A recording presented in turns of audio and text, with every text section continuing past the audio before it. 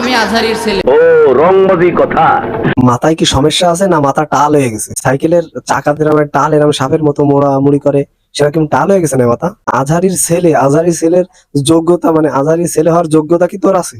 আসসালামু আলাইকুম, সবাই কেমন আছেন? আজকে আপনাদের জন্য নতুন একটি ভিডিও নিয়ে আইছি। ভিডিওটি একটি শিক্ষণীয় ভিডিও, যা দেখলে আপনারা অনেক কিছু থেকে সতর্ক হয়ে যাবেন। মানে অনেক বাজে জিনিস বা অনেক খারাপ জিনিস থেকে, অনেক খারাপ প্রভাব বা অনেক বাজে প্রভাব থেকে সতর্ক হতে পারবেন।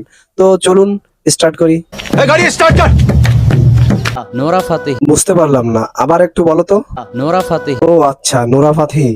যে হচ্ছে একজন কানাডিয়ান ডান্স। নোরা ফাতেহি একজন আইটেম গার্লস বা কানাডিয়ান ড্যান্সার। মানে খুবই অভিজ্ঞতা, মানে এই বিষয়ে যে এত অভিজ্ঞতা অর্জন করেছে বা এই বিষয় নিয়ে যে এত ঘুটাঘুটি বা বিশ্লেষণ করো তুমি, তা আসলে দেখলে বোঝা যাচ্ছে। খুব বাহ, চমৎকার। মানে তোমার আসলে প্রশংসাই করতে হয়। আসসালামু আলাইকুম বরবাদ। এক কথায় বলিউড আইটেম গার্ল। মাথায় টুপি দিয়ে, আয় লম্বা পাঞ্জাবি দিয়ে, আসলে সুন্নতি পোশাক পরে তুমি নোরা ফাতেহিকে নিয়ে চমৎকার চমৎকার কথা বলতেছো।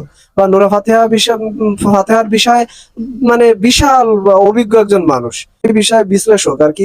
ওই যে বলে না যে বিশ্লেষক বা আলোচক, মানে তুমি এই বিষয়ের আলোচক। তুমি আসলে সুন্নতি পোশাক কেন পরেছো? মানে এই জাতির প্রশ্ন তোমার কাছে। প্রেম করা জায়েজ, বরং মাঝে মাঝে প্রেম করা ফরজ। প্রেম করা জায়েজ? আসলে তো এরকমের কোনো হাদিস কোরআনে কোনো কথা আছে বলে মনে হয় না, বা কোনো হুজুর বা কোনো আলেমের মুখ থেকে এই পর্যন্ত শুনতে পাইনি যে প্রেম করা জায়েজ বা মাঝে মাঝে প্রেম করা ফরজ। না, এই ধরনের কোনো কথা শুনতে পাইনি। আসলে তোমার কি চুলকনি বা অ্যালার্জি সমস্যা আছে কিনা আমার সেই সন্দেহ লাগে। মানে সেরকমের মানে মনে হয় যে তোমার অ্যালার্জি বা চুলকানি সমস্যা আছে, দাউদ একজিমা আছে গায়ে, হতে পারে। ও আচ্ছা। প্রেম করা অনেকে হারাম মনে করে, কিন্তু আসলে কিন্তু প্রেম করা হারাম না। এ মাউয়ার বউ, মানে পাড়ার বউ পাড়া, তুই কি ভালো হবি না? মানে তোর কি ভালো হওয়ার কোনো লাইন লক্ষণ আমরা তো বুঝতে পারছি না। তুই কি ভালো হবি না পাড়ার বউ পাড়া? প্রেম করা জায়েজ, প্রেম করা ফরজ, প্রেম করা এইটা সেইটা হাবিজুবি, এগুলো বলে কি আসলে এই জাতির তো তুই আসলে বাসই দিচ্ছিস। তুই তো কোনো উপকারে আসতেছিস না, বরং তুই বাস দিচ্ছিস। তার মূল উদ্দেশ্য তোর ভাইরাল হতে হবে বা তোর আলোচনায় আসতে হবে। তুই কি ভালো হবি না? Small people talk about people. ক্ষমতার অহংকার দেখাবি না। আধারে ভয় পেও না। একজন আলেমকে একজন বদমাইশ বা একজন পাড়া আর কি, আপনারা কিছু মনে করেন না।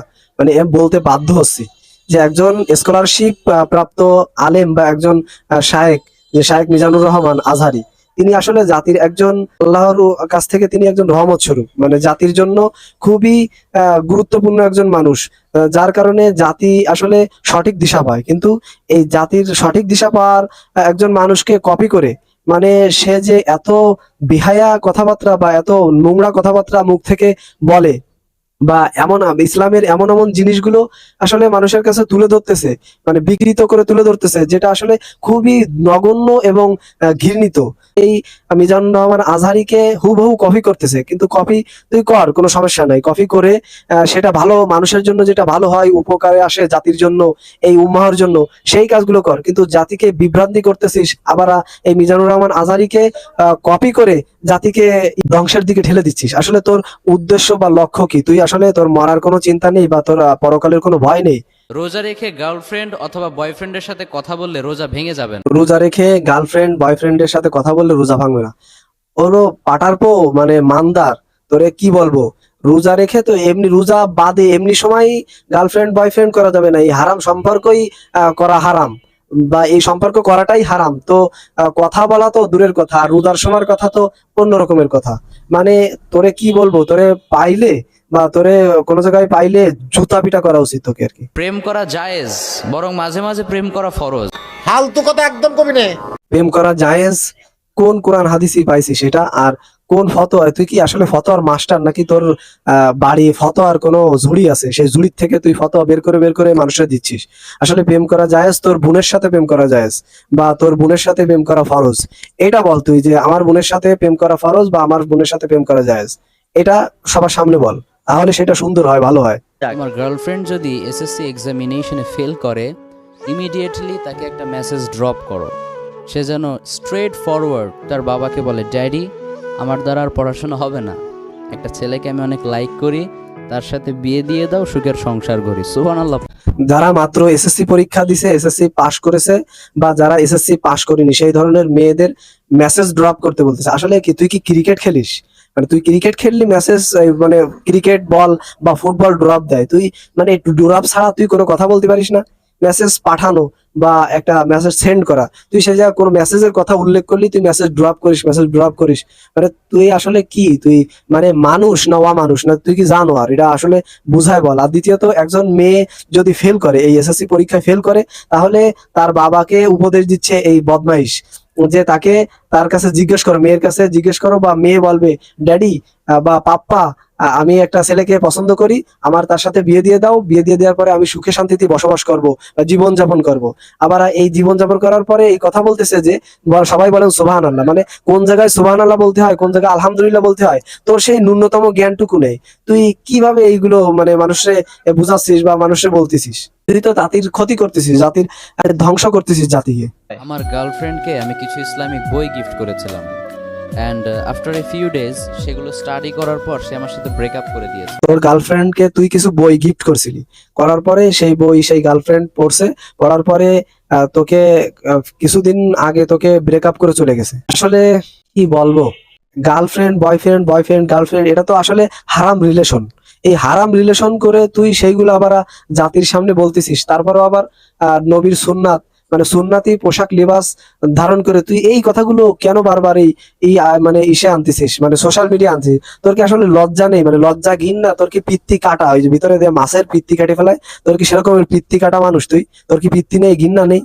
ঝাঁটা আছে না, মুড়ো ঝাঁটা মানুষ, ওই যে মহিলারা মুড়ো ঝাঁটা দিয়ে এই যে উঠোন কুড়ায়, ওই মুড়ো ঝাঁটায় মুরগির বিষটা চিনিস, বিষটা দিয়ে বিষটা মাহায় তোর নাহাইমুই বাড়ানো উচিত, তাহলে হয়তো তুই ঠিক হতে পারিস। তাও এটা চেষ্টা করে দেখতে হবে। যে প্রেম করা অনেকে হারাম মনে করে, কিন্তু আসলে কিন্তু প্রেম করা হারাম না। প্রেম করা হারাম না, প্রেম করা জায়েজ। আসলে তোরে কি করা উচিত জানিস? তোর অন্ডকোষে ইট বাইন দিয়ে ঝুলোই দেওয়া উচিত, যাতে ওই ঝুলোই দিয়ে টান দিতে হবে আর বলতে হবে যে বল এবার প্রেম করা কি জায়েজ নাকি না জায়েজ, বল বল। তাই করে এরকম ওই দড়ি ধরে টানতে হবে, ইট বান্ধা দড়ি ধরে টানতে হবে, আর তোকে বলাতে হবে, আর তুই সাথে সাথে বলবি যে না না, প্রেম করা জায়েজ না, প্রেম করা হারাম। এই কথা তোর মুখ থেকে স্বীকার হবে একমাত্র তোর অন্ডকোষে ইটে দড়ি বাইন্ধে ঝুলোই দিলি, এটা তুই অবশ্যই স্বীকার করবি, আমি শিওর, এটা আমার বিশ্বাস আছে। নোরা ফাতেহি তার হাজবেন্ড হিসেবে এমন একজনকে প্রেফার করে যে আল্লাহকে ভয় করে। নুরা ফাতিহি সে একজন আসলে অশ্লীল ড্যান্সার। সেই ড্যান্সার কোন ছেলেকে পছন্দ করবে না কোন হুজুরকে পছন্দ করবে, সেটা তো তার বিষয়, তুই তার উপদেশ দিচ্ছিস। তুই এই ছোট্ট বান্দর কোন জায়গায় কোন ড্যান্সার মানে অশ্লীল ড্যান্সার তার উপদেশ দিচ্ছিস, মানে এইখানে বসে বসে উপদেশ দিচ্ছিস, আর তোর উপদেশ সে শুনবে। আর তুই এইগুলো নিয়ে এত স্টাডি করিস কেন আসলে? মানে তুই আলোচনায় থাকার জন্য, ভাইরাল হওয়ার জন্য এত আলোচনা করিস? তোরে কি বলবো, তোরে আসলে বলার ভাষা হারায় ফেলাচ্ছি। মানে তোরে কিছু বলা যাবে না। তোরে কাঁচা কুঞ্চি চিনিস, ওই যে বাঁশের যে কুঞ্চি আছে না, কাঁচা কুঞ্চি, ওই কুঞ্চি হাত দুই লম্বা কেটে তারপর তোর ওই পাশার কাপড় উঠে পাশার পর সপাং সপাং করে বাড়ি দিতে হবে, মিউজিক বাদে আওয়াজ হবে, খালি সপাং সপাং আওয়াজ হবে, বুঝছিস? মেয়েদের জন্য গান গাওয়া জায়েজ, মেয়েদের জন্য ড্যান্স করা জায়েজ। মেয়েদের জন্য ড্যান্স করা জায়েজ কোথায় পাইছিস?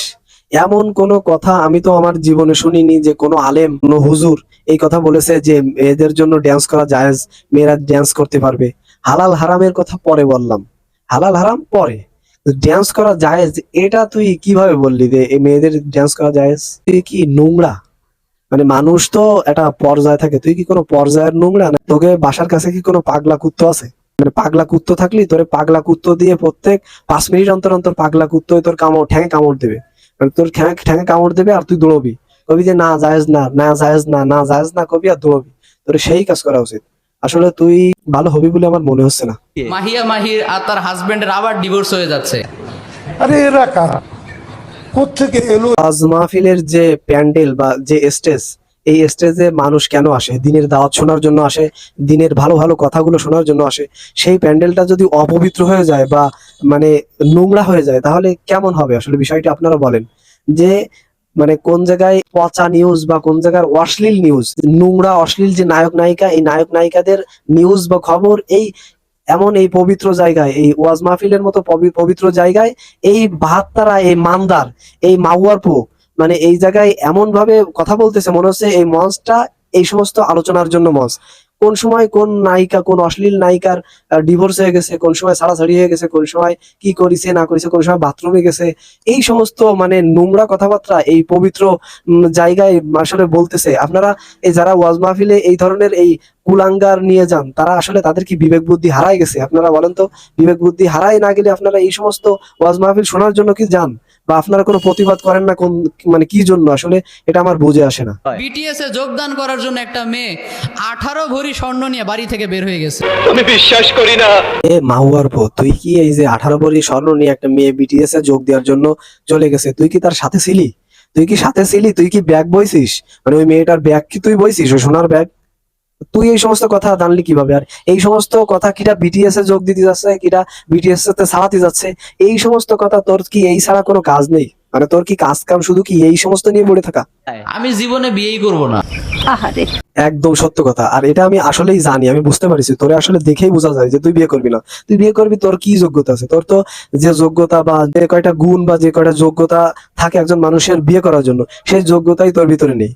মানে মুরদ থাকে না, ওই যে মানুষ বলে না কথায় কথায় মুরদ, তোর তো সেই মুরদই নেই, মানে সেই যোগ্যতাই নেই বিয়ে করার। তুই বিয়ে করে একজন মহিলাকে বা একজন স্ত্রীকে যে শারীরিক কাজগুলো করে, তুই তো সেগুলো হয়তো করতে পারবি না, মানে সেই যোগ্যতা তোর নেই। তুই তো আসলে তুই তো ধ্বজভঙ্গ রোগী হয়তো, নাহলে তুই বিয়ে করবি না কিছু জন্য। তুই তো বিয়ে করবি না এই কারণে তুই অশ্লীল ভিডিও দেখবি, অশ্লীল এই সমস্ত নায়ক নায়িকা গায়ক গায়িকা এই সমস্ত নিয়ে গুটাগুটি করবি। তোর আসলে বিয়ে করার দরকার কি? কোনো দরকার নেই। বাদ, বিয়ে বাদ, বিয়ে ক্যান্সেল, বিয়ে ডিসমিস, বিয়ে আউট, আউট অফ নেটওয়ার্ক বিয়ে। আমিও কিন্তু আপনাদের জন্য চকলেট নিয়ে আসছি, চকলেট ডে। কোন জায়গায় হ্যাপি বার্থডে, কোন জায়গায় চকলেট ডে, কোন জায়গায় ভ্যালেন্টাইন ডে বা ওই 14ই ফেব্রুয়ারি ভালোবাসা দিবস, তারপরে হাক ডে টাক ডে, এই সমস্ত হাবিজ জুবি মানে ছাই ছাতা, এই সমস্ত মানে একটা পবিত্র ওয়াজের মাহফিলে এই সমস্ত চকলেট ডে চকলেট আমি আপনাদের জন্য নিয়ে আইছি। যারা এই জায়গায় ছিল, এরা আমার মনে হয় এরা বিবেক বুদ্ধি জ্ঞানহীন মানুষ আপনারা মনে হয়। না হলে এই চকলেট ডে মকলেট ডে আবিজ জুবি ওর নিচেতে ঢুকাই দেননি কেন? চকলেট চকলেট ওর নিচেতে ওই যে জায়গাতে ওর করে আর কি, ওই করে, ওই ভিতরে চকলেট ঢুকাই দিতেন। চকলেটের না না চকলেট ঢুকাই দিলে তো বেশি কষ্ট হবে না, ওই বয়েম ধরে ওই যে চকলেটের যে বয়েম ধরে ঢুকাই দিতেন, না ঢুকলে একটু তেল লাগাই নিতেন, সেটা সবচেয়ে ভালো হতো। প্রিয় দর্শক বন্ধুরা, এতক্ষণ আপনারা যে ভিডিওটি দেখলেন, আসলে মনটা খুবই খারাপ হয়ে গেছিল বা খারাপ হয়ে এখনো রয়েছে। মানে এই সমস্ত পাক্কা শয়তান, একটা পাক্কা শয়তান দিয়ে নিয়ে কথা বলা আসলে না বলেই পারলাম না। একে নিয়ে যদি কথা না বলি বা আপনাদের কিছু না জানাই, তাহলে আসলে আপনারাও বিভ্রান্তিতে পড়বেন, বা আপনারা এই যে এই আবিজ দুবি যে ফালতু কথা, মানে পবিত্র পবিত্র জায়গায় বা ভালো ভালো জায়গায় আল্লাহ আল্লাহ জায়গায় ফালতু কথা নিয়ে ভরে ফেলাইছে। মানে এগুলো আপনাদের আসলে জানা উচিত বা এগুলো থেকে সতর্ক থাকা উচিত, বা এই ধরনের পাপাচার বা শয়তানের হাত থেকে আপনাদের মানে থাকা উচিত, দূরে থাকা উচিত, বা আপনাদের সেফ থাকা উচিত। সেই জন্য কিছু কথা বললাম, আপনারা আসলে কিছু মনে করবেন না। অনেক সময় অনেক কথা মুখ থেকে বের হয়ে আসে, এই সমস্ত বাজে কিছু দেখলে বা এই সমস্ত খারাপ দেখলে আসলে মুখ থেকে বের হয়ে আসে। তো আপনাদের কাছে অনুরোধ, এই ভিডিওটি অবশ্যই লাইক দিয়ে শেয়ার করে দিবেন এবং চ্যানেলটি সাবস্ক্রাইব করবেন, যাতে করে আমাদের এই ধরনের ভিডিও বানাতে আরো আগ্রহ বাড়ে। তো এই জন্য আপনারা চ্যানেলটি সাবস্ক্রাইব করে পাশে থাকবেন। তো আপনাদের সাথে দেখা হবে, কথা হবে অন্য কোনো টপিকস বা ভিডিও। সেই পর্যন্ত সবাই সুস্থ থাকবেন, ভালো থাকবেন, আল্লাহ হাফেজ। 5G গতি সম্পন্ন ইউটিউব